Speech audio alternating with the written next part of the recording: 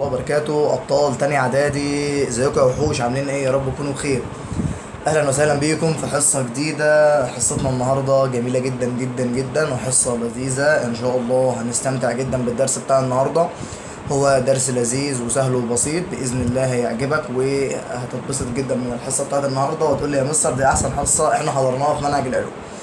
قبل ما نبدأ كده، يلا كوباية الشاي أو كوباية القهوة بتاعتك وورقة وقلم عشان تسجل كل الملاحظات اللي احنا هنقولها، لأن الحصة بتاعتنا النهاردة مليانة أفكار وتركات كتير جدا جدا. يلا بينا النهاردة حصتنا جميلة. تمام، يلا بسم الله. اللهم علمنا ما ينفعنا وانفعنا بما علمتنا وزدنا بك علما. اللهم بارك لنا في وقتنا، اللهم وفقنا. النهارده ان شاء الله رب العالمين هنتكلم عن انتقال الحرارة. المرة اللي فاتت اتكلمنا عن انتقال الحرارة عن طريق التوصيل. النهارده هنكمل طرق انتقال الحرارة بس عن طريق الحمل والإشعاع زي ما انت شايف. تعالى بقى نخش مع بعض كده مقدمة بسيطة قبل ما نبدأ في الكتاب. طيب حضرتك لو كنت رايح تعمل كوباية شاي في الخمسينة زي ما انا بقولك دلوقتي كده، حضر كوباية شاي. فحضرتك قمت رايح جبت البراد وقمت حاطط لي فيه شوية مية وقلت لي يا مستر انا هسخن شوية المية دول على النار. فحضرتك قمت مسخن شوية المية بتوع حضرتك دول على النار، صح؟ عشان تعمل كوباية شاي في الخمسينة وتشربها. قلت له يا مستر خلاص انا جهزت المية وبدأت ان انا اولع البوتاجاز. فايه اللي بيحصل؟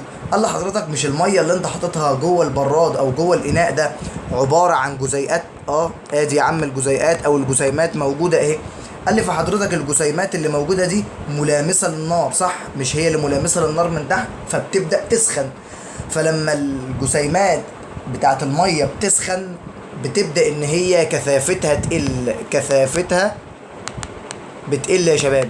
فلما كثافتها بتقل بتبدا انها تطلع فوق والميه البارده بتنزل تحت، وهكذا كثافتها ميه تسخن كثافتها تقل تطلع فوق، اللي فوق ينزل كثافته كبيره اللي هو الميه البارده، بعد كده تسخن تطلع فوق والبارد ينزل تحت، وهكذا بتبدا تتم العمليه دي. طول ما انت بتسخن الميه السخنه تبدا كثافتها تقل فتطلع فوق، والميه البارده كثافتها عاليه فبتنزل تحت، وهكذا يبدا الميه تقعد تتقلب قدام حضرتك لحد ما توصل لحد 100 درجه سليزيوس اللي هي درجه الغليان. تلاقيها بقى عماله تغلي تغلي وايه، تحس ان هي عماله تتحرك في الاناء او في الكنكه اللي انت بتعمل فيها شويه الميه دول. فهنا الميه او الحراره بتنتقل عن طريق جسيمات الميه في الاناء بحاجه اسمها الحمل. يبقى هنا انتقال الحراره عن طريق الحمل. الحمل ده اللي هو معناه ان الميه بتبدا تتحرك او الجسيمات بتاعه الماده بتبدا ان هي تتحرك. الجسيمات السخنه كثافتها بتكون قليله فبتطلع لفوق، انما الجسيمات بتاعه الميه البارده كثافتها عاليه فبتنزل لتحت، وهكذا يبداوا ان هم يتحركوا في الاناء، فبالتالي الميه بتبدا ان هي تغلي قدامك. ده اسمه انتقال الحراره عن طريق الحمل.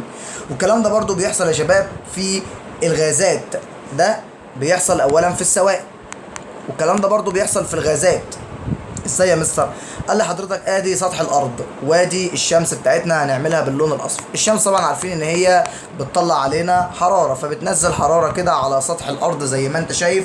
فبيبدا هنا طبعا في الارض في جسيمات من الهواء، فالهواء بيبدا ان هو يسخن اللي هو ملامس للارض، بيبدا ان هو يسخن، فلما يسخن كثافته بتقل فبيطلع فوق، والهواء البارد بينزل تحت، وهكذا يبدا الهواء الساخن يطلع فوق والبارد ينزل تحت، ويبدا يتقلب الهواء في الجو، وبالتالي السخن يطلع فوق والبارد ينزل تحت، فبيبدا يحصل عمليه سخونه في الجو اللي موجود.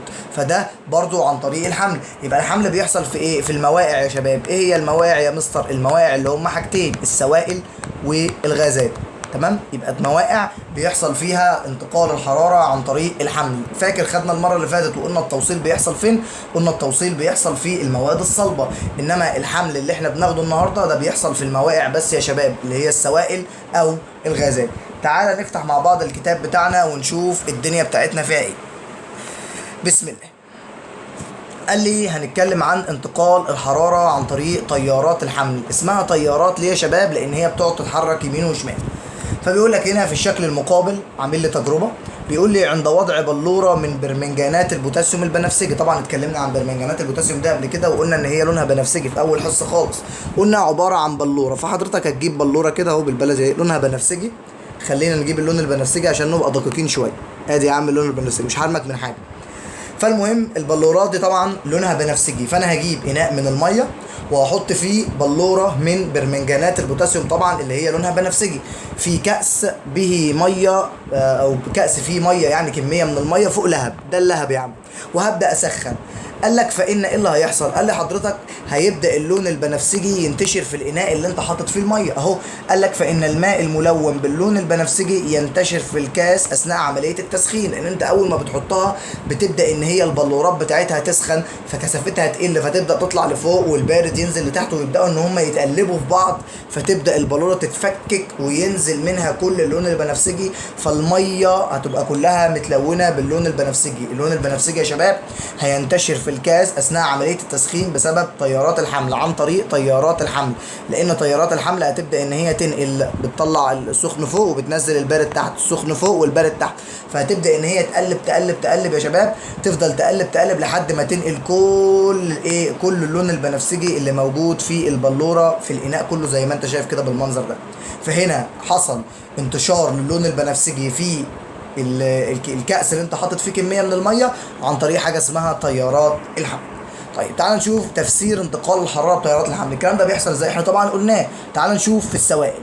قال لك عند تسخين الميه بمصدر حراري بتبدا ان هي تكتسب جسيمات الميه القريبه من قاع الاناء، اللي هي قريبه من هنا زي ما انا قلت لك في اول الحصه، طاقة حرارية، فتتحرك الجسيمات بسرعة أكبر وتبتعد عن بعضها أكتر. ما اتفقنا يا شباب إن حضرتك لما بتبدأ تسخن بتبدأ الجسيمات دي إن هي تكتسب كمية أو بتكتسب طاقة حرارية، فلما تكتسب يا حبايب قلبي طاقة حرارية بتبدأ إن هي تتحرك بسرعة أكبر، لأن الجسيم أول ما بياخد طاقة حرارية بيبدأ إن هو يتحرك بسرعة إيه؟ بسرعة أكبر، وبتبعد عن بعضها، لان احنا قلنا لما بتسخن المسافات البينيه بتزيد. تمام. طيب بعد ما الجسيمات بتبدا ان هي تكتسب طاقه حراريه وبتبعد عن بعضها، قال لي بيرتفع الماء الساخن لاعلى لان كثافته تكون اقل من الماء البارد. زي ما اتفقنا الماء الساخن بيبدا ان هو يطلع لفوق، لان اول ما بيسخن كثافته بتقل، فاول ما كثافته بتقل بيبدا الجزيئات الميه السخنه تطلع لفوق. تمام. ويهبط الماء البارد. قال لك بقى الماء البارد بيبدا ان هو يهبط لاسفل، ينزل لتحت، اللي هو الاعلى كثافه الموجود عند السطح لاسفل ليحل محل الماء الساخن. يبقى احنا اتفقنا اول ما الميه بتسخن بيبدا الماء الساخن اول ما يسخن كثافته بتقل فيرتفع لاعلى، فاول ما كثافته بتقل بيبدا ان هو يرتفع لاعلى. انما الماء البارد قال لي يا مستر بيكون اعلى في الكثافه، اللي هو الموجود على سطح السائل موجود من فوق يا شباب، كثافته بتكون عاليه، فبيبدا ان هو ينزل لاسفل ليحل محل الماء الساخن، فيسخن هو كمان ويطلع، والميه البارده اللي فوق تنزل، وهكذا يبدا يطلع وينزل. الماء السخن يطلع لفوق والبارد ينزل لتحت، السخن يطلع لفوق والبارد ينزل تحت، لحد ما الميه كلها تسخن اللي موجوده في الاناء. تمام. قال لك بقى بيستمر صعود الماء الساخن وهبوط الماء البارد لحد ما الميه اللي موجوده كلها تسخن يا شباب، وبكده هتتوقف انتقال تيارات الحمل. تمام. في حاجه صعبه. يبقى اتفقنا ان اول ما بتسخن كميه من الميه بمصدر حراري بتبدا الجسيمات اللي موجوده ان هي تكتسب كميه من الطاقه الحراريه، فبتتحرك الجسيمات بسرعه اكبر وبتبعد عن بعضها، فبيبدا الماء السخن اللي هو موجود في قاع الاناء بيبدا ان هو بيسخن فكثافته بتقل فيرتفع لاعلى، وبيهبط الماء البارد اللي هو موجود على السطح فوق ليحل محل الماء الساخن، فهيستمر الصعود. الميه السخنه تطلع فوق والميه البارده تنزل تحت لحد ما الميه اللي موجوده كلها يا شباب تسخن. تمام. في حاجه صعبه في الحته دي؟ اظن الموضوع بسيط. قال لي طيب الكلام ده بيحصل في الغازات ازاي؟ قال لي حضرتك تعالى نشوف انتقال الحراره في الغازات بتيارات الحمل. حضرتك عند تسخين الهواء اول ما انت بتسخن الهواء بتبدا ان هي كثافته تقل فبيرتفع لاعلى بيطلع فوق. تمام. ويحل محله الهواء البارد اللي هو الاعلى كثافه. اول ما الهواء اللي موجود على سطح الارض بيسخن كثافته بتقل يا شباب، فبيبدا ان هو يطلع لفوق وبينزل مكانه الماء البارد لاسفل لانه كثافته عاليه. طيب عند تبريد الهواء اعكس، لما بتبرد الهواء بتزود كثافته فبيبدا ان هو يهبط لاسفل ويحل محل الهواء الساخن اللي هو في الاقل في الكثافه. يبقى تاني، يبقى يا شباب اول ما بتسخن الهواء كثافته بتقل يا مستر فبيبدا ان هو يطلع لفوق وينزل مكانه الماء البارد. طب لما بتبرد الهواء كثافته بتزيد فبيبدا ان هو ينزل لتحت وبيطلع مكانه الهواء السخن اللي هو الاقل كثافه. تمام. في ضوء الكلام ده كله اللي احنا قلناه احنا اتفقنا ان الحمل بيحصل في المواقع، وايه يا شباب بيحصل في المواقع اللي هي السوائل وايه قلب المستر والغازات يا حبيبي. بقى بيحصل في السوائل والغازات يا شباب. غازات.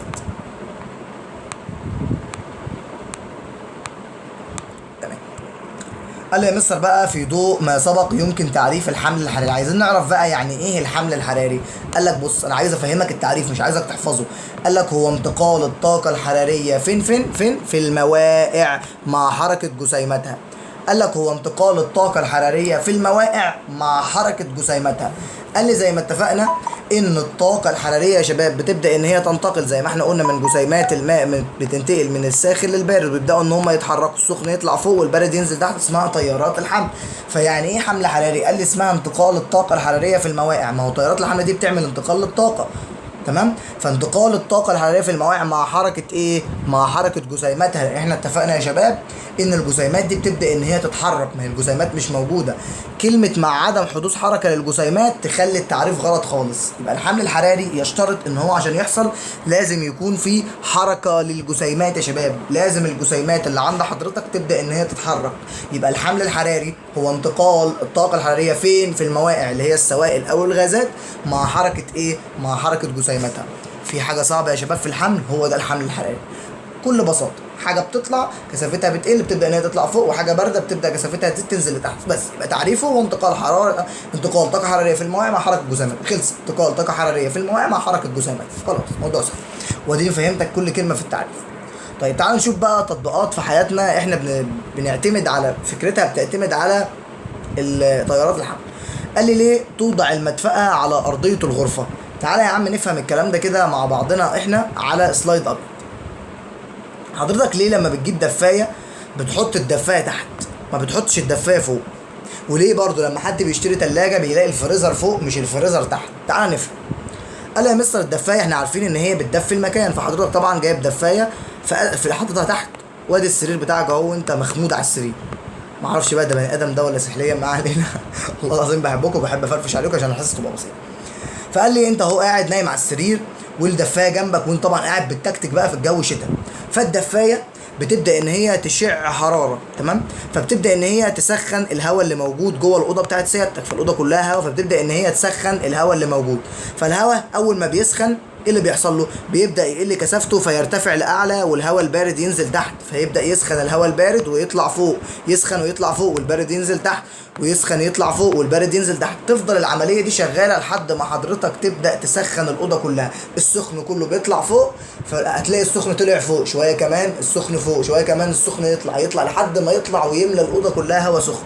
وبالتالي حضرتك تقدر تلاقي الاوضه بقت دافيه وانت قاعد طبعا متدفي. بالعكس بقى لو حضرتك قمت حاطط الدفايه دي فوق، شعلقتها فوق، قال لي يا مستر فالدفايه هتشع حراره، فلما تشع حراره ايه اللي هيحصل؟ هتسخن الهواء، فالهواء اول ما تسخنه كثافته هيقل وهيطلع فوق. الله، وانت سريرك اهو، ادي انت نايم اهو على السرير. طب ما انا سريري اهو، انت حاطط الدفايه فوق، فالهواء كل ما بيسخن هيطلع فوق. طب يطلع فوق مش هينزل لي تحت، هينزل لي تحت الهواء البارد. هعمل بيه ايه؟ يبقى انا كده يا شباب الاوضه بتاعتي مش هتسخن، هتاخد وقت طويل على ما تسخن يا شباب، هتاخد وقت كبير جدا على ما الاوضه تتدفى او تحس انت بالسخونه، لان الهواء السخن كل ما يسخن يطلع فوق، انت مش عايزه يطلع فوق، ما انت سريرك تحت، ما انت كده مش هيوصل لك الهواء السخن غير بعد فتره طويله. فعشان كده احنا بنحط الدفايه يا شباب تحت. طيب يا مستر ليه بقى التلاجة او الفريزر بنحطه فوق؟ قال لي حضرتك ادي الفريزر وبيكون تحتيه التلاجة بالمنظر ده كده، يعني اعتبروا دي رسمه على قد، والله مش بعرف ارسم معلش. ادي يا عم الفريزر ودي التلاجة، فحضرتك الفريزر بتبدا ان هي تبرد، فالهواء اللي موجود هيبرد، فكثافته ايه؟ هتعلى، فيبدا ان هو ينزل لتحت والسخن يطلع لفوق، تمام؟ فالبارد هينزل لتحت والسخن هيطلع لفوق، فالبارد هيفضل ينزل لتحت فيحافظ على برودة التلاجة، فتلاقي التلاجة برضو واخدة برودة من الفريزر، فده يحافظ على برودة الاكل اللي موجود. بالعكس لو انا كانت عندي الفريزر تحت والتلاجة هي اللي فوق، تخيل كده احنا قلبنا خلينا الفريزر تحت والتلاجة هي اللي فوق، قال لي الفريزر هتبرد الهواء، فاول ما تبرد الهواء كثافته هتعلى فهينزل لتحت والسخن هيطلع فوق، البارد هينزل لتحت والسخن هيطلع فوق، هتلاقي التلاجة بقى ولعت، الهواء البارد كله عمال ينزل لتحت. طب ما انا كده استفدت ايه؟ ما الهواء البارد عمال ينزل لتحت والتلاجة من فوق ما فيهاش اي برودة، التلاجة فوق كلها هتبقى هواء سخن، ما الهواء السخن عمال يطلع للتلاجة وده هيبوظ الموتور بتاع التلاجة. عشان كده يا شباب هم واخدين الافكار دي كلها من فكرة طيارات الحمل. تعالى بقى نقراهم في الكتاب، اظن ان انا وضحت لك الفكرة. قال لي توضع المدفأة على أرضية الغرفة، علل يعني ليه؟ قال لي لضمان توزيع الحرارة في جميع أنحاء الغرفة، عشان أضمن إن الحرارة بتاعتي تتوزع فين؟ في جميع أنحاء الغرفة. بانتقال الحرارة منين لفين؟ قال لي من الدفاية للهواء المجاور له، فيرتفع الهواء الدافئ اللي هو الاقل كثافه لاعلى، ويهبط الهواء البارد اللي هو الاعلى كثافه لاسفل. فحضرتك الهواء السخن يطلع فوق والبارد ينزل تحت، فتبدا انت تضمن ان الحراره اتوزعت في الغرفه كلها. تمام. طيب ليه بقى احنا بنثبت الفريزر في اعلى الثلاجه؟ قلل لضمان توزيع الحراره في جميع انحاء الثلاجه بهبوط الهواء البارد اللي هو الاعلى كثافه لاسفل، وصعود الهواء الدافي لاعلى. فالهواء الدافي يطلع فوق والبارد ينزل تحت، فتحافظ على بروده الثلاجه وتضمن ان الثلاجه البروده بتاعتها كلها بقت واحده. في حاجه صعبه؟ انا شرحتهم لك واظن الموضوع سهل وبسيط. ده كده يا شباب طيارات الحمل. عندنا بقى ظاهره جميله جدا اسمها ظاهره نسيم البحر. تعالى كده نشرحها احنا بالتفصيل. ظاهره نسيم البحر. قال لي يا مستر يعني ايه نسيم البحر؟ قال لي حضرتك كنت قاعد كده على الشاطئ، دي الميه اهي، دي الميه اهي، ميه نعملها بالازرق او باللبني عشان انت تاخد بالك. ادي الميه، انت قاعد على الشط ودي الميه، وادي الشمس فوق حضرتك كده، وده هنا اللي هو الرمل اللي هو الشاطئ. تمام. فالشاطئ بيكون فيه رمل، ده الشاطئ بتاع حضرتك. فالشاطئ بيكون فيه رمال زي ما انت شايف كده، ادي الرمال وادي الميه بتاعت البحر. فالشمس بتبدا ان هي تنزل الاشعه بتاعتها او بتنزل الحراره بتاعتها، فبيبدا الميه طبعا عارفين ان حرارتها النوعيه بتكون عاليه، فعلى ما تسخن بتاخد وقت كبير، فمش تسخن بسرعه. انما الشاطئ ده فيه رمل، فالرمل بتاعه هيبدا ان هو يسخن بسرعه جدا يا شباب. فاول ما الرمل يسخن او الهواء اللي موجود على الرمل يبدا ان هو يسخن، هتلاقي الهواء السخن كثافته بتقل فبيطلع لاعلى، وهيجي الهواء البارد من البحر ينزل لاسفل. يبقى الهواء السخن هيرتفع لاعلى والهواء البارد هيجي من البحر وينزل، فده بنسميه نسيم البحر. فحضرتك يقول لك يا شايف شويه الهواء اللي جايين من الميه دول؟ الفكره بتاعتهم ان الهواء اللي موجود عند الشاطئ بيسخن بسرعه، فكثافته بتقل فبيطلع فوق، وبيجي الهواء البارد من الميه بيجي ناحيه الشاطئ. فحضرتك بتقول لك ده نسيم البحر، شايفين؟ تقول له يا على شويه الهواء الباردين اللي جايين من الميه دول. فعشان كده انت بتحس ان البحر طراوه، اول ما بتقعد على الشط بتحس بالطراوه بسبب بسبب ان الهواء عمال يتحرك عن طريق تيارات الحمل. تمام. فده كده ظاهره بنسميها نسيم البحر. تمام. تعال نقراها بقى من الكتاب، اظن ان هي وضحت يعني. قال لي ظاهره نسيم البحر، قال لي سبب حدوثها، قال لي انخفاض الحراره النوعيه لليابس عن الحراره النوعيه لماء البحر. ان الحراره النوعيه بتاعت اليابس قليله، فبتبدا ان هي اليابس يسخن بسرعه عن البحر، فالهواء البارد بقى بيجي من البحر. طيب نسيم الهواء البحر ده تعريفه ايه؟ قال لي حركه هواء بارد اللي هو النسيم من البحر نهارا باتجاه اليابس.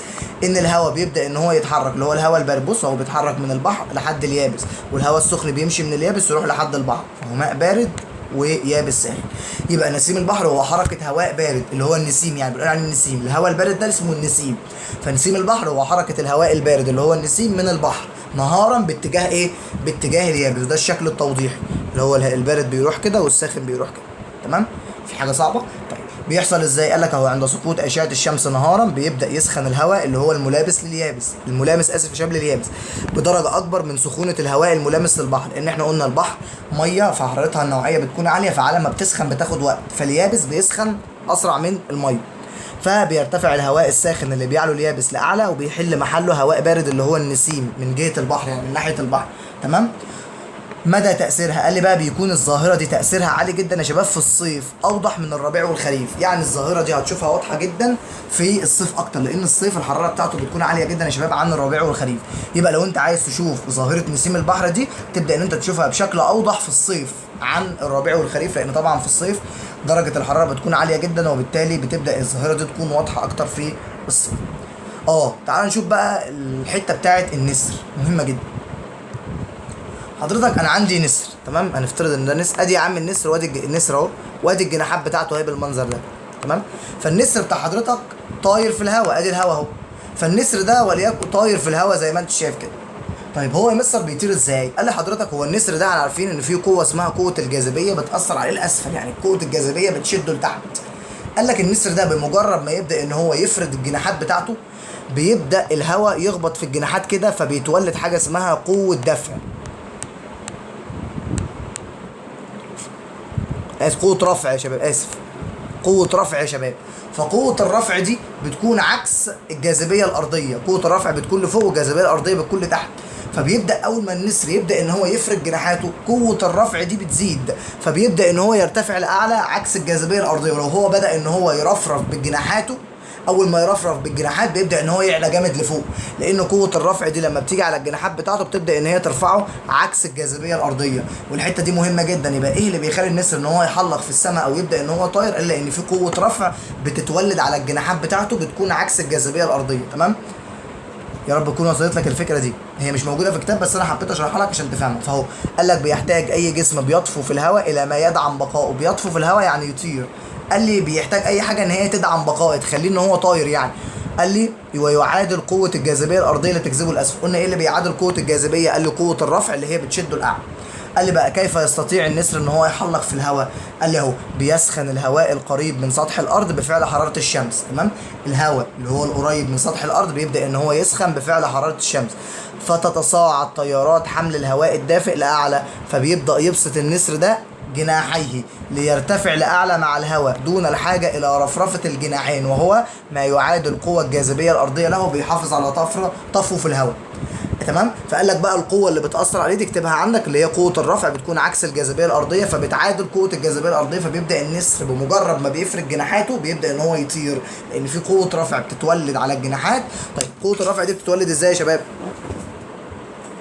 قوة الرفع دي بتتولد نتيجة اختلاف الضغط على الجناحين بتوعه. بيحصل اختلاف في الضغط الجوي على الجناحين بتوعه، فبيبدأ يتولد قوة رفع تبدأ ان هي ترفع النسر ده لفوق. لو هو بدأ بقى يحرك جناحاته كده يرفرف، هيبدأ ان هو يتحرك بشكل اكبر يعني. تمام؟ فالهواء طبعا اللي هو القريب من سطح الارض بيبدا ان هو يسخن ويطلع فوق، والهواء البارد ينزل. فالهواء هو طالع لفوق بيخبط في جناح النسر، فبيولد قوه رفع، فبيبدا النسر ان هو يحلق فين؟ في الهواء. يبقى بيسخن الهواء القريب من سطح الارض بفعل حراره الشمس، فتتصاعد ايه يا شباب؟ تيارات حمل الهواء اللي هو الدافئ لاعلى، فبيبسط النسر جناحيه ليرتفع لاعلى مع الهواء دون الحاجه لرفرفه ايه؟ الجناحين. هو يا دوبك بيتحرك مع الهواء كده. تمام؟ وده بيعادل قوه الجاذبيه الارضيه وبيحافظ على طفو فين؟ في الهواء. ده بيحافظ ان هو يفضل موجود في الهواء عن طريق تيارات الحمل اللي احنا قلنا عليها. تمام؟ دي تطبيقات كتير جدا على تيارات الحمل. عندك الثلاجه والفريزر والدفايه ونسيم البحر اللي احنا قلنا عليها، وكمان النسر. كل دي تطبيقات مهمه جدا على تيارات الحمل موجوده في حياتنا.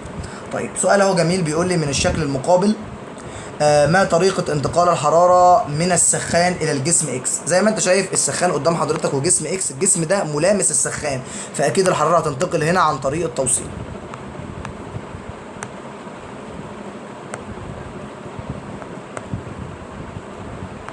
تمام؟ سوري يا شباب عشان يعني الكتابة باظت والله. يبقى يا شباب المهم ان الحراره تنتقل ده لان هو ملامس اهو، الجسم اكس ملامس للسخان، فهيبدا يا شباب الحراره تنتقل عن طريق حاجه اسمها التوصيل. طيب فبيقول لي اي الجسمين اكس وواي يكون متوسط طاقه حركه جسيماته اكبر؟ اكيد طبعا الجسم واي اللي موجود على المنطقه ده هيجي له الهواء السخن يعتبر شويه من السخان وشويه من الوسط اللي موجود حواليه، بس في الاخر في الاول وفي الاخر يعني الجسم اكس هيسخن اكتر من الجسم واي، لان ده هيجي له يعتبر شويه سخونيه من السخان بسيطه يعني مش قوي، وشويه سخونيه هتجي له من الهواء اللي موجود حواليه، فمش هيسخن قوي. فالجسم اكس هيسخن متوسط حركه جسيماته هيكون اكبر. فهتسالني تقول لي يا مستر اشمعنى الجسم اكس متوسط طاقه حركه جسيماته اكبر؟ هقول لك يا شباب لان احنا اتفقنا ان درجه حراره النظام او درجه الحراره هي متوسط لطاقة حركة الجسيمات، فكل ما درجة حرارة الجسم تعلى كل ما كان متوسط طاقة حركة جسيماته أكبر. فمين فيهم متوسط طاقة حركة جسيماته أكبر؟ الجسم إكس، لأن درجة حرارته أعلى. فإحنا عارفين إن درجة الحرارة هي متوسط لطاقة حركة جسيمات. تمام؟ خدناها قبل كده في الدرس اللي قبل اللي فات. صعبة؟ في حاجة صعبة؟ يبقى مستر أي الجسمين إكس وواي متوسط طاقة حركة جسيماته أكبر، الجسم إكس لأنه هيسخن أكتر من الجسم واي لأنه لازق في السخان على طول. تمام؟ انما الواي ده هيجي له شويه حراره من السخان مع شويه حراره من الوسط، فمش هيسخن قوي يعني، فاكس هو اللي هيسخن اكتر، فهيكون متوسط طاقه حركه جسيماته اكبر. ليه؟ لان يا شباب درجه حراره النظام هي اصلا متوسط طاقه حركه الجسيمات. تمام؟ سؤال سهل وبسيط ما فيهوش اي حاجه. نكمل اهو لو عايز تشوف التفسير. عايزين بقى نشوف انتقال الحراره بالاشعاع. قال لي يا مستر هي الحراره بتوصل بالاشعاع ازاي؟ قال لي بص يا عم تعالى بقى نجيب صفحه بيضاء ونشوف الكلام فيه. قال لي الناس كتير استغربت، قالت لك ازاي الشمس بتبدا ان هي تنقل لنا الحراره على سطح الارض اللي احنا عايشين عليه ده، وبيننا وبين الشمس اصلا فراغ، رغم ان في فراغ بيننا وبين الشمس. ازاي بقى الشمس بتبدا ان هي تسقط علينا الاشعه دي على سطح الارض وفي اصلا فراغ ما بين الارض والشمس؟ قال لك بسيطه يا عم، قال لك بتنتقل الحراره هنا عن طريق حاجه اسمها الاشعاع. يعني ايه يا مستر الاشعاع؟ قال لي الشمس بتبدا ان هي تشع حراره على سطح الارض. قال لي الشمس بتصدر موجات اسمها موجات كهرومغناطيسيه.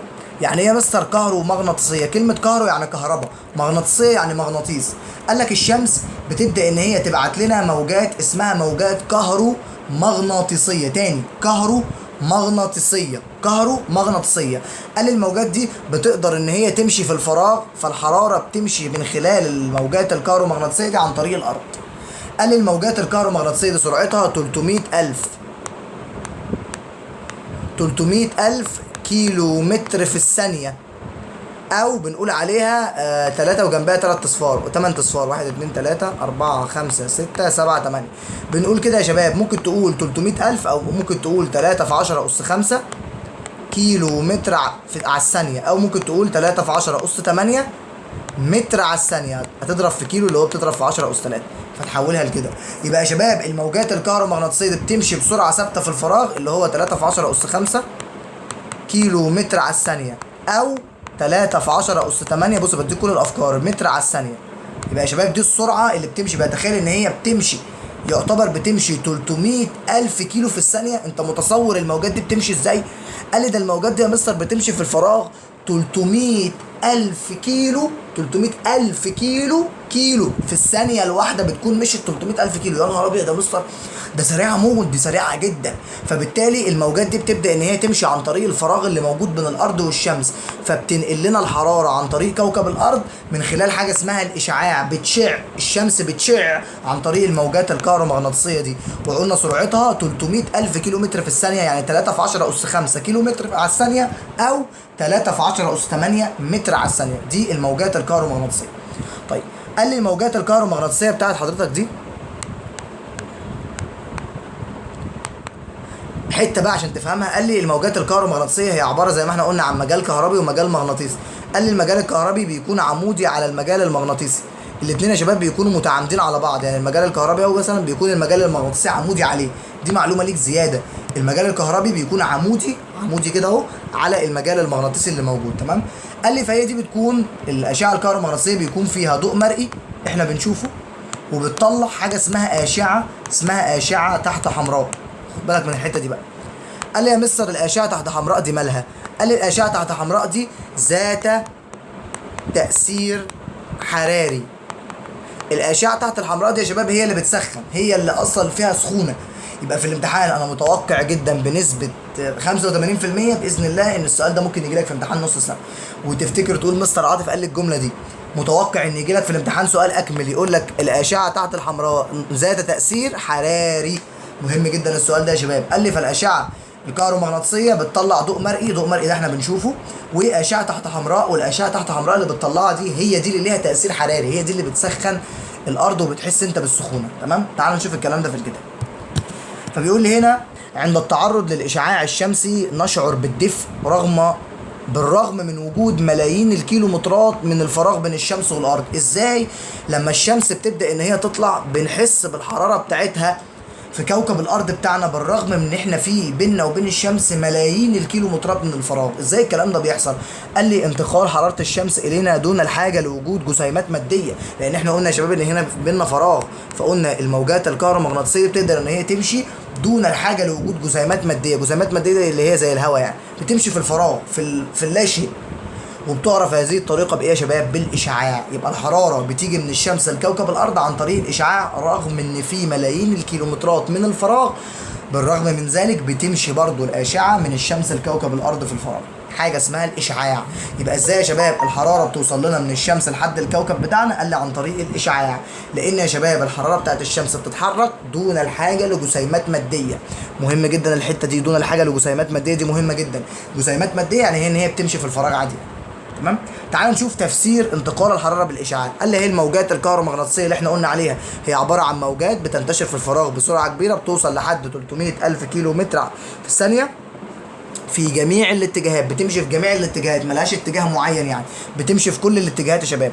يبقى ازاي يا مستر؟ قال لي اهو تعال نشوف بقى الكلام. قال لي بيتكون الاشعاع الشمسي من العديد من الموجات الكهرومغناطيسيه، بعضها مرئي يعني احنا بنشوفه بعيننا زي الضوء، وبعضها غير مرئي زي الاشعه تحت الحمراء ذات التاثير الحراري. مهم جدا الحته دي. يبقى يا شباب اتفقنا ان الموجات الكهرومغناطيسيه تعرفها هي موجات بتبدا ان هي تمشي في الفراغ بسرعه كبيره جدا، بتوصل لحد 300 الف كيلو متر في الثانيه في جميع الاتجاهات، او زي ما قلنا 3 في 10 اس 5 كيلو متر في الثانيه، او 3 في 10 اس 8 متر على الثانيه. تمام، دول برضو ممكن يجي في الاختيارات كافكار يعني.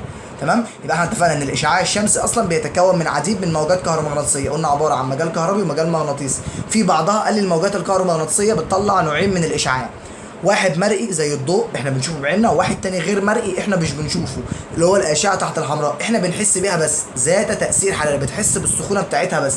تمام، طيب احنا ازاي بنحس بالسخونه؟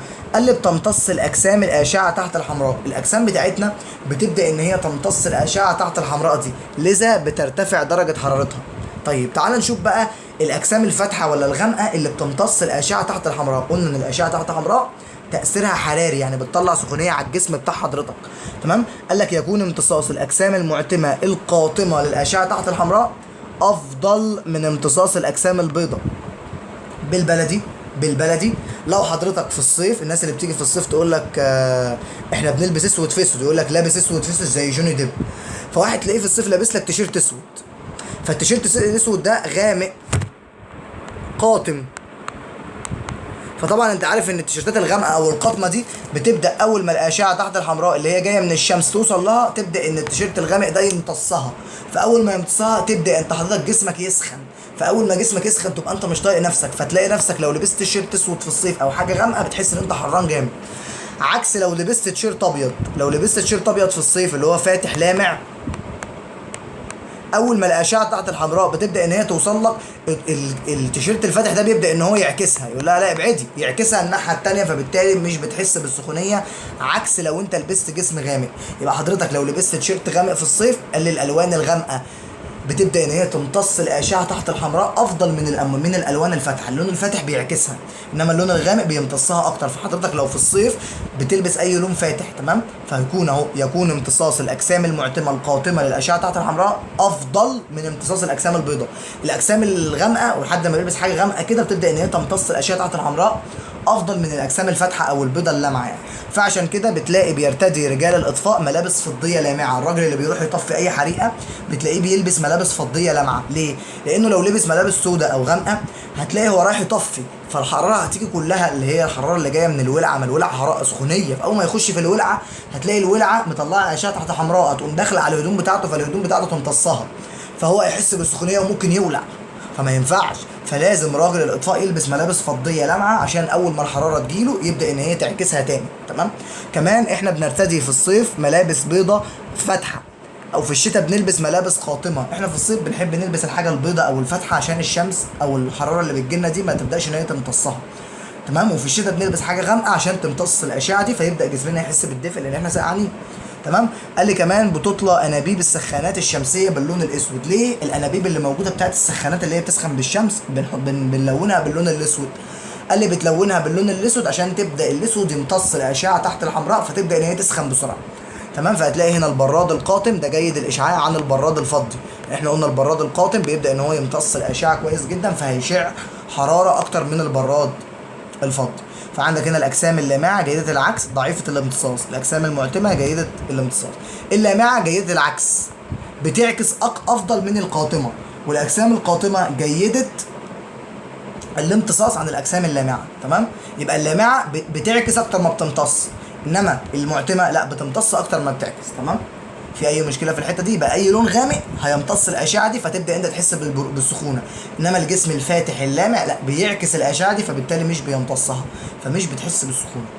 في حاجه صعبه في الجزئيه دي؟ ده كده يا شباب الفكره بتاعت الاشعاع عموما يعني. تعال نشوف ملحوظه هنا، بيقول لك كل الاجسام الساخنه بتشع حراره اللي هي اشعه تحت حمراء. اي جسم سخن بيبدا ان هو يشع حراره، يعني بيطلع اشعه تحت حمراء. اي جسم سخن، حتى انت جسمك لما بيسخن بيطلع اشعه تحت حمراء. عشان كده يا شباب لو في الاماكن المتقدمه بتلاقي الناس مركبه حاجه اسمها سنسور او مستشعر، ده بيحس لو حرامي او اي حد غريب داخل المكان بيبدا ان هو يحس بيه. طب بيحس بيه ازاي؟ بيحس بيه عن طريق الاشعه تحت الحمراء اللي خارجه من جسمه، لان الراجل ده لما بيخش يسرق مكان مفيش مراوح ومفيش اي حاجه، فجسمه بيطلع سخونيه، بيعرق، فجسمه ده بيسخن، فبيبدا ان هو يشع اشعه تحت حمراء. فالسنسور اللي هم مركبينه ده بيبدا ان هو يستشعر الاجسام دي، بيستشعر الاشعه تحت حمراء اللي موجوده دي، فبيعرف ان في بني ادم دخل، فبيبدا ان هو يقبض عليه. تمام. وكل ما كان الجسم اسخن، يعني كل ما كان الجسم سخونيته عاليه، كل ما زادت الاشعه تحت الحمراء الصادره عنه. كل ما الجسم ده السخونيه بتاعته عاليه شويه، كل ما الاشعه تحت الحمراء دي بتطلع اكتر. السؤال ده مهم، علاقه طرديه بينهم، كل ما الجسم سخونيته بتعلى كل ما الاشعه تحت الحمراء بتخرج منه اكتر. تمام. قال لي الملحوظه اللي بعد كده بيقول لي كل المصادر الحراريه، اي مصدر حراري بقى، دفايه، مصباح، اي حاجه بتطلع سخونيه بتنبعث منها حراره وتنتقل منها خلال الهواء بالاشعاع والحمل. قال لي اي مصدر حراري بيبدا ان هو يطلع حراره، الحراره دي بتنتقل عن طريق الحمل والاشعاع، بينما تنتقل الحراره من الشمس بالاشعاع فقط. السؤال ده ممكن يجي لك اكمل، بيقول لك المصادر الحراريه تنبعث منها حراره وتنتقل منها يعني خلال الهواء بايه؟ بالاشعاع والحمل. اي حاجه بتطلع حراره بتمشي عن طريق الاشعاع والحمل. هتقول لي يا مستر طب ثواني، انت قلت لي ان اي مصدر حراري بتنبعث منه الحراره عن طريق الحمل والاشعاع، اللي هو يسخن الهواء، فالهواء السخن يطلع فوق والبارد ينزل تحت، فيبدا ان هو يسخن المكان، او لو حطيت ايدك قصاده كده يطلع اشعاع سخونيه. فانت بتقول لي في الشكل المقابل بتنتقل الحراره من المصباح لايدي عن طريق الاشعاع، اي ان الحراره بتنتقل بالاشعاع في الفراغ. ثواني يا مستر اقف، ازاي في الشكل المقابل؟ طب ما ده فيه مصباح وده مصدر حراري يا مستر، انت قلت المصدر الحراري بتنتقل منه الاشعه عن طريق الحمل والاشعاع، ازاي بقى هنا في المصباح الحراره انتقلت عن طريق الاشعاع بس؟ الكتاب بيقول كلام وبيرجع فيه؟ لا، الكتاب ما بيقولش كلام وبيرجع فيه. حضرتك فعلا المصدر اللي قدامك ده، نمسح عشان تاخد بالك، المصدر اللي قدام حضرتك ده هيبدا ان هو يطلع حراره، فالحراره دي هتوصل لايدك اسرع عن طريق الاشعاع، لان هو هنا بيشع حراره زي ما انت شايف كده، بيبدا ان هو يشع. انما عن طريق الحمل قال الهواء السخن يطلع فوق والبارد ينزل تحت، السخن هيطلع فوق والبارد ينزل تحت، فهياخد وقت على ما يسخن ايدك، فايدك هنا هتسخن اسرع عن طريق الاشعاع. فعشان كده قال لك ان الحمل هنا لا يذكر، وبالتالي هتنتقل هنا عن طريق الاشعاع. ايدك هتسخن عن طريق ايه؟ قال لي عن طريق الحمل او الاشعاع، بس اللي انا هحس بيه هو عن طريق الاشعاع، هتسخن عن طريق الاشعاع. على ما الحمل يبدا ان هو يشتغل خلاص مش توصل لايد الحراره، هتاخد وقت. انما انا اول ما بحط ايدي بتسخن على طول. ليه؟ عن طريق الاشعاع، لان المصباح شع حراره على ايدك. فهمت؟ ففي الشكل ده بتنتقل الحراره من المصباح للايد عن طريق ايه؟ عن طريق الاشعاع. يعني الحراره بتنتقل بالاشعاع في الفراغ وفي الغازات. خلي بالك، واحد يقول لي يا مستر طب ازاي هي بتمشي في الفراغ؟ احنا عرفنا بتمشي في الفراغ ازاي؟ طب يا مستر هي بتمشي في الغازات؟ طبعا ما حضرتك هي ماشيه في الفراغ لحد ما وصلت لكوكب الارض.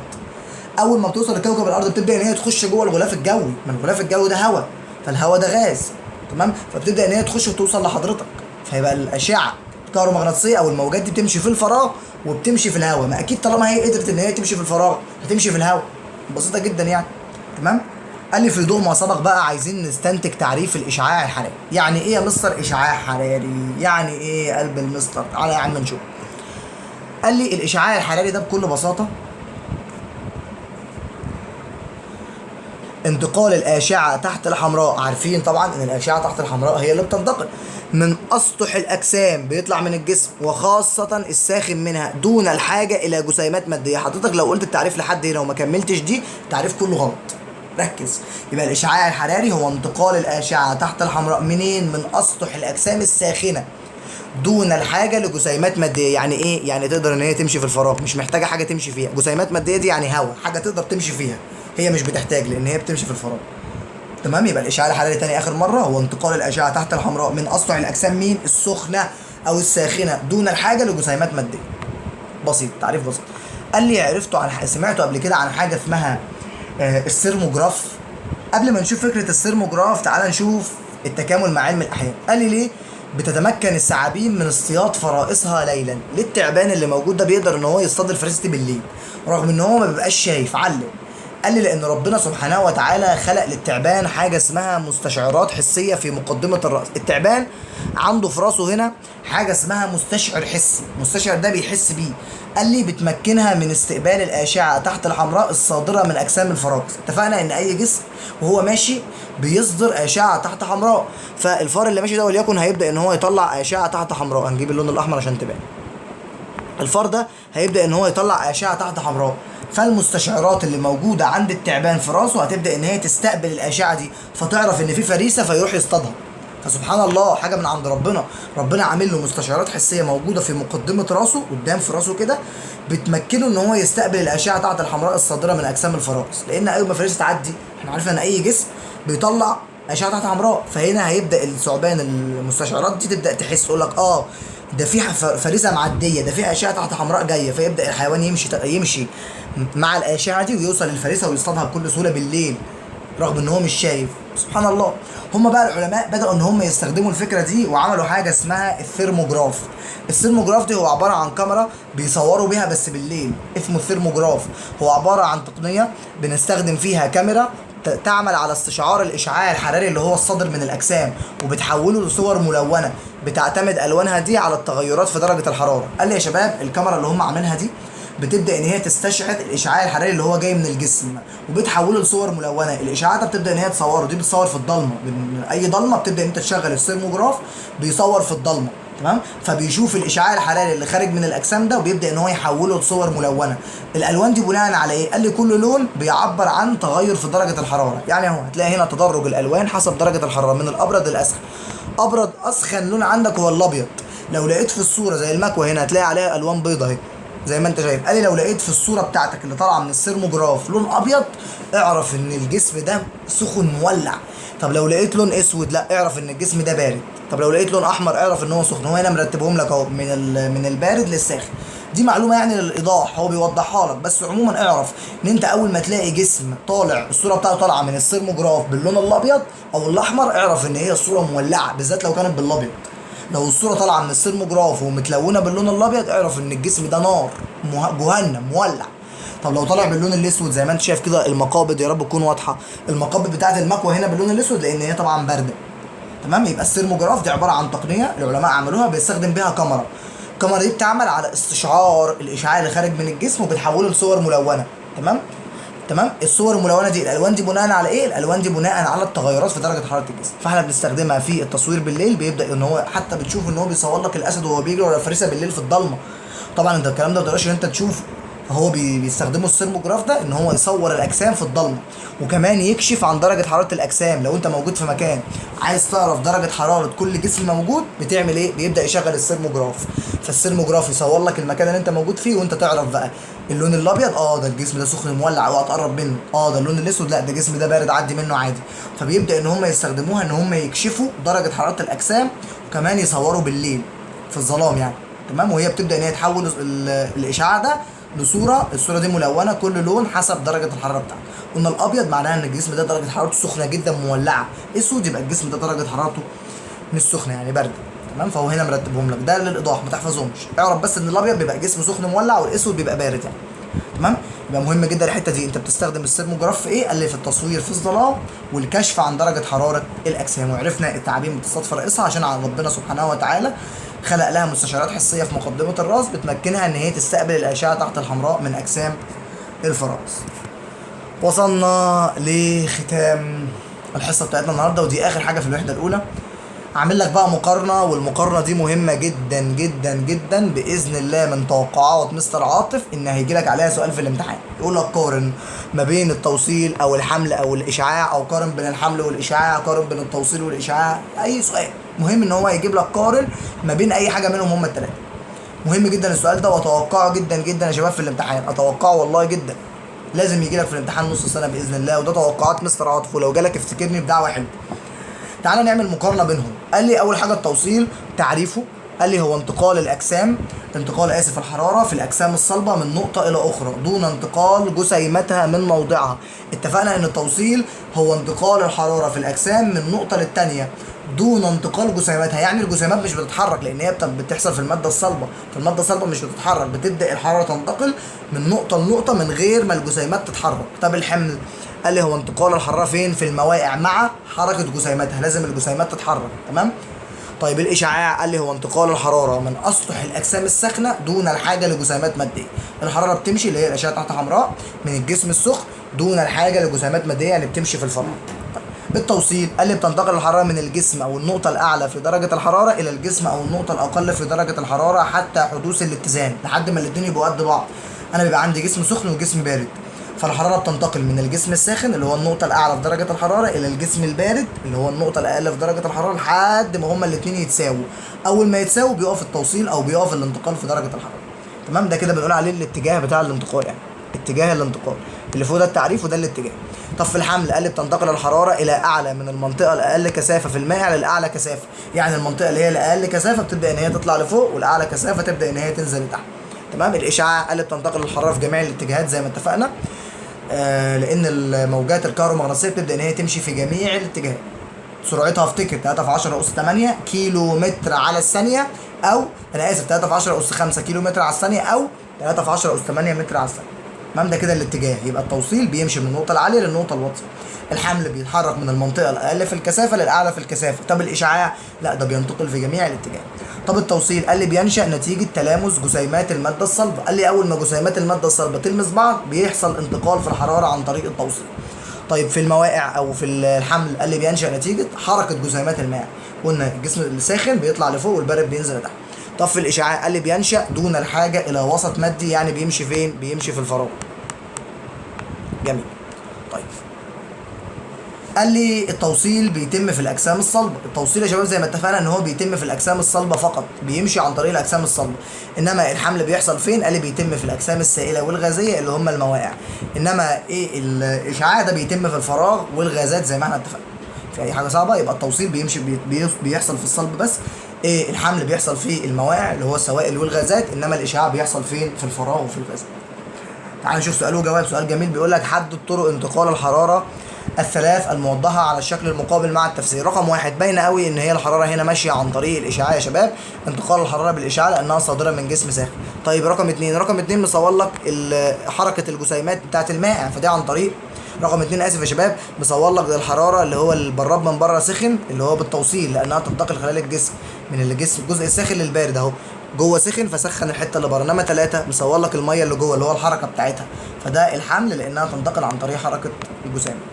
تمام. بيقول لي هنا الشكل المقابل بيوضح تركيب ترمس. ما طريقه انتقال الحراره خلال الفراغ؟ اتفقنا ان الترمس يا شباب فيه فراغ كده في النص، الفراغ ده بيسمح بانتقال الحراره عشان يحافظ عليها. فطالما الحراره هتنتقل في الفراغ يبقى عن طريق الاشعاع فقط، لان هي ماشيه في الفراغ، واتفقنا الحاجه اللي بتمشي في الفراغ بتمشي عن طريق الاشعاع بس. خلاص واضحه يعني. ده اخر سؤال عندنا. التقييم يا شباب. يلا خد لك بريك بقى بسيط كده، بريك صغير كده، ويلا بينا اغسل وشك، كوبايه القهوه بتاعتك او الشاي، روح اغسلهم بقى احنا خلصنا خلاص. تمام. ويلا بينا عشان نحل الكام سؤال بتوع التقييم دول عشان نقول لك هنعمل ايه الفتره الجايه باذن الله. يلا بينا يا حبايب قلبي نكمل اسئله التقييم. السؤال الاول بيقول لي اختر الاجابه الصحيحه مما بين الاجابات المعطاه. بيقول لي بيحدث نسيم البحر. اولا يا شباب اتفقنا ان نسيم البحر ده بيحصل نهارا ولا ليلا؟ نهارا، يبقى نستبعد ليلا دي خالص. يبقى نسيم البحر نسيم البحر بيحصل بالنهار يا شباب، لان احنا قلنا الهواء بيسخن فبالليل مفيش طبعا شمس، فنهارا لان اليابس بيكون ابرد من البحر. يا راجل حرام عليك، نهارا لان اليابس بيكون اسخن من البحر، فالهواء السخن بيبدا ان هو يطلع فوق والهواء البارد بيجي من البحر على اليابس فبنحس بنسيم الهواء. يبقى بيحدث نسيم البحر نهارا الصبح يا شباب لان اليابس بيكون اسخن من البحر. طيب السؤال الثاني بيقول لي الاشعه تحت الحمراء. ماشي، لا تنتقل في الهواء يا راجل. احنا اتفقنا ان الاشعه تحت الحمراء هي جايه من الموجات الكهرومغناطيسيه، والموجات الكهرومغناطيسيه اصلا بتمشي في الفراغ مش تمشي في الهواء. ازاي؟ قال لي بتمتصها الاجسام اللامعه جيدا. غلط طبعا، اتفقنا ان الاجسام القاطمه هي اللي بتمتصها. لا تنتقل عن طريق حركه الجسيمات. صح فعلا، مش بتنتقل عن طريق حركه الجسيمات، بتنتقل عن طريق الاشعاع. قال لي تصدر عن الاجسام الفاتحه جيدا. غلط، ما بتصدرش عن الاجسام الفاتحه جيدا يا شباب، هي لا تنتقل عن طريق حركه الجسيمات. الاجابه صح فعلا لان هي بتنتقل عن طريق الاشعاع. طيب بيقول لي اي الموجات الكهرومغناطيسيه التاليه اللي يكون لها تاثير حراري؟ شايف الاشعه تحت الحمراء. اتفقت معاك وقلت لك السؤال ده مهم جدا جدا وهيجي لك في الامتحان، وافتكرني بدعوه حلوه الله يرضى عنك. اي الموجات الكهرومغناطيسيه اللي قدامك ليها تاثير حراري؟ هي الاشعه تحت الحمراء بس. السؤال ده جميل جدا جدا جدا، سؤال متفوقين حرفيا. بيقول لك الشكل المقابل يعبر عن تجربه توضح انتقال الحراره بالحمل. ماشي، استخدم فيها مصدر للدخان عند الموضع ب. احنا حاطين هنا عند الموضع ب مصدر للدخان.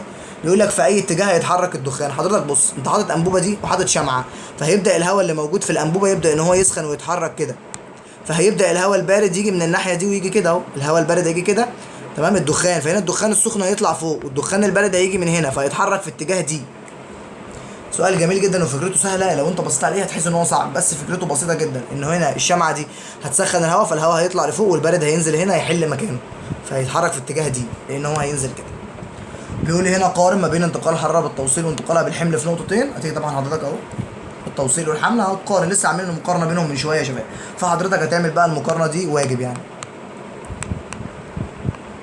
اتش دبليو واجب يعني، اعملها بقى انت واجب لان احنا كده كده لسه مقارنين بينهم، فمش هنضيع وقت وخلاص. بيقول لي اكتب ما تدل عليه كل عباره. حركه الهواء البارد من البحر نهارا باتجاه اليابس، طبعا ده نسيم ايه؟ نسيم البحر، ده نسيم البحر. طيب الطريقه اللي بتنتقل بها الحراره من الشمس للارض عن طريق ايه يا شباب؟ عن طريق الاشعاع، عن طريق الاشعاع، عن طريق الاشعاع. قلنا في موجات كهرومغناطيسيه بتتنقل في الفضاء. طيب الموجات اللي بتنتشر في الفضاء بسرعه 300 الف كيلو متر في الثانيه، الموجات دي اسمها موجات كهرومغناطيسيه، اسمها موجات كهرومغناطيسيه. تقنيه بنستخدم فيها كاميرا بتعمل على استشعار الموجات تحت الحمراء، اسمها ايه؟ اسمها الثيرموجراف، اسمها الثيرموجراف يا شباب. تمام. هنا بيقول لي شكل المقابل بيوضح ما يحدث عند تسخين كأس به ماء. ما طريقة انتقال الحرارة بتعبر عنها الأسهم؟ أهو باينة قوي إن المية الهواء السخن المية السخنة طالعة فوق والباردة نازلة تحت، يبقى عن طريق الحمل يا شباب، باينة قوي. طيب ما تفسير سبب حدوثها؟ أهو ما تفسير، قال لي لأن جزيئات الماء تسخن فيبدأ فتقل كثافته فيرتفع الأعلى ويحل محلها الهواء البارد وتحدث فيه السوائل والغازات. بس تفسير التفسير. ليه التفسير؟ فسر الكلام ده ليه بالحمل؟ هتقول له لان تيارات الهواء الساخن تسخن فترتفع تقل كثافتها فترتفع الاعلى، بينما الهواء البارد كثافته عاليه فبيبدا ان هو ينزل لاسفل. وهتفسرها له بقى بالطريقه بتاعتك، يبقى ده عن طريق الحمل. هو بقى عامل لك اسهم اهو قدام عينيك، اسهم اهو بتبين لك ان الميه السخنه بتطلع لفوق والميه البارده بتنزل لتحت عن طريق تيارات الحمل. سؤال سهل وبسيط واضح جدا يعني. تمام. وكده يا ابطال نقول لك الف الف مبروك يا حبيب قلبي، احنا خلصنا الوحده الاولى كلها. تعالى بقى نخش كده نقول لك عاش يا بطل، سيبك بقى من الكتاب ده خلاص، انت عارف ان انت فصلت. عاش يا بطل،